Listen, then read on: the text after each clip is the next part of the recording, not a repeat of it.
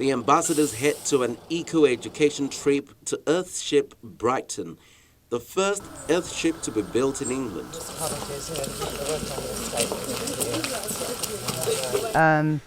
It was an enlightening session. The elements of the Earthship that are extremely important and can be replicated everywhere are the fact that it's off-grid, so it's not consuming any fossil fuels, it's not polluting the atmosphere, and this idea of using waste to construct our buildings from.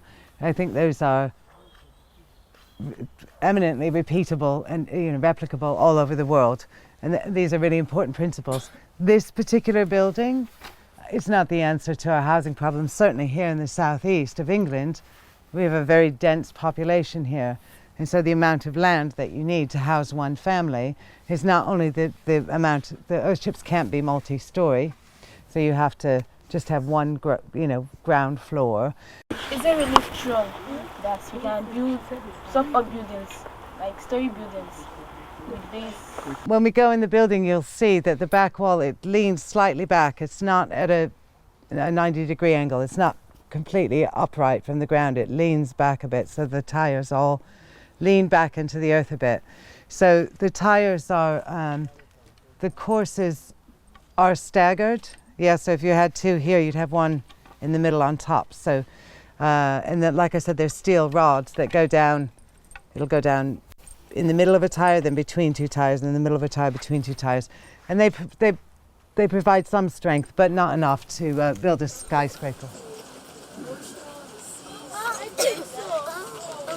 Thereafter, the 12 ambassadors went on an erosion assessment tour of Fairlight Cove, a coastal village in East Sussex, England, that has lost much of its land to the sea. As you can see, the road has fallen into the sea, and that was after the rock burn was put in there, because obviously we're losing houses falling into the sea. So in the 1990s, they managed to get that rock berm put in that's protected the foot of the cliffs.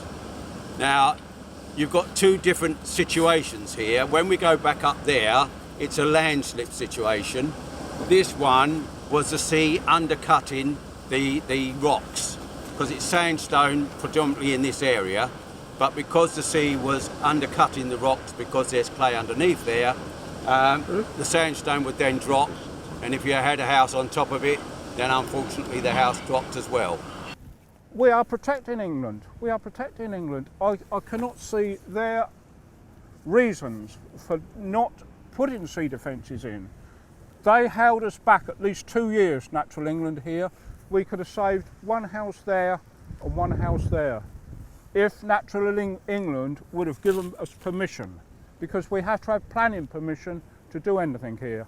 And Nat'l England, or English Nature as it was then, said no. And without their agreement, we couldn't do anything. I am an advisor on the landslip, Rockmead Road landslip site, a voluntary advisor. I've got no qualifications, formal qualifications. My qualifications are coming down here daily from nearly every day or every week from 2003, even in the middle of the winter. Whoa. Yeah. And looking after the site. Can we give Laurie It all started with a vision and a book. It led to a life-changing learning and fun trip. The stress and the cold notwithstanding, the experience may well end up in the raising of an amazing group of leaders tomorrow.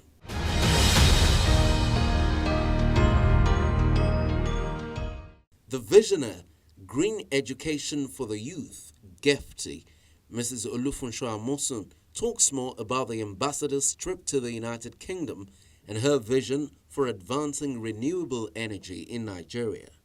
What was the vision behind the National Green Essay competition? What prompted you to start it? The story behind this, as you have put it, is first of all, I would like to mention that we have 12 GEFTI ambassadors here with us. Ambassadors that emerged from the first National Green Essay competition in Nigeria that was open to all secondary schools in Nigeria. The idea behind it is to get our youth on board sustaining the environment. We noticed that in Nigeria, in my opinion, not a lot of people are actually aware of the dangers of lack of taking action and responsibility towards sustaining the environment. And this made me initiate an initiative called GEFTI, which is Green Education for the Youth.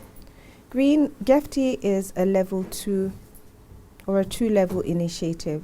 Level 1 of GEFTI is Green Education for the Youth, whereby we try and educate our youth on the basis and basics of going green, and to encourage our children across Nigeria to actually imbibe this culture. I wrote a basic book which is called GEFTI, and to encourage the children to read it, we went a step further to organize a national green essay competition. We knew that if we told the students or children across Nigeria that if they read this book and won a competition, that they would go for a trip in Europe, that it would motivate them to read the book. The motivation isn't to get the children to want to actually go to Europe, it's to actually encourage a greater number of children to read the book and thereby become more aware of the essence of sustaining the environment. So that's actually what the GEFTI initiative is about. GEFTI Level 2 is Green Empowerment for the Youth. It's another step. We realize that at the end of the day, everybody is interested in putting food on their table. So telling children to plant trees without them not really knowing where that's going to lead apart from sustaining the environment, we felt that just as we did the essay competition, encouraging them by telling them that they would go to a trip in Europe, if we explained to them that they could actually earn a living while sustaining the environment, then people would be more interested in the GEFTI initiative, and by that I mean in sustaining the environment. There's an analogy that I really always like to share with people, like when we're telling people to plant trees to sustain the environment. We said, take for instance, if the trees that the children or whoever plants are actually cash crop trees, take for instance an orange seed, whereby we have an orange orchard. Think of the job chain there. We'd have to sort of like harvest the oranges. They'd have to, if we wanted to make fruit juice, for instance, they'd have to take the oranges that were harvested to a processing company. So there'd be processing jobs apart from delivery jobs, and then packaging jobs, and then administrative jobs, and so many jobs there. So we kind of tell the students and the youth that while you're sustaining the environment, you can actually earn a living through it. And that's what the whole of the GEFTI initiative is about. To put your project, your initiative into proper context, how serious are the environmental issues in Nigeria? Research and findings, we found that if everybody, and I'm not even talking about Nigeria, every single individual, including you and I, have to take responsibility for the environment that we live in, otherwise this earth that we live in will become extinct, will become inhabitable. That's how serious it is, put in layman's terminology. You had a vision to bring the National Green Essay Competition winners to Europe, the UK specifically. How do you assess the trip and their overall experiences?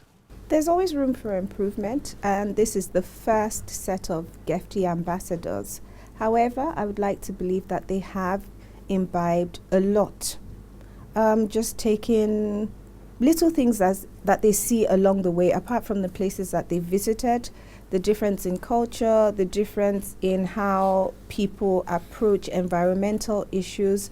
These are things that you don't actually learn in a classroom. It's about awareness. I believe that they have become more environmentally aware of how they can sustain the environment, how they can earn a living through sustaining the environment, jobs that are out there in line with sustaining the environment, and a whole lot of other things. So I am quite pleased with this workshop.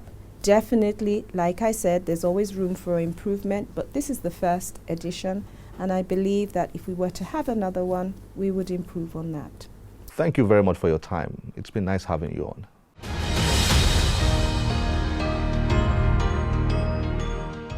I hope you enjoyed that. Watch out next week for the concluding part of this episode. I hope it has inspired every young Nigerian out there to pick up a book and read, because you never can tell. My name is Olakunle Kasumo. Remember, one great book can change your life. Bye-bye.